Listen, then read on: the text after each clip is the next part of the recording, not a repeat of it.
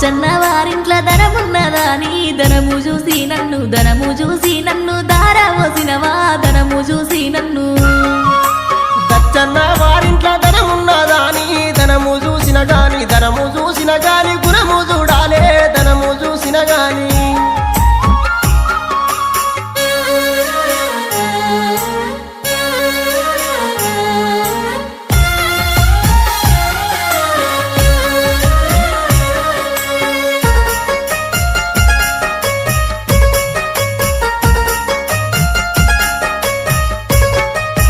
నల్ల వంకాయ కూర తిన్నావా తండ్రి నల్ల మొక పోనీకి దారా పోసినవా నల్ల మొక పోనీకి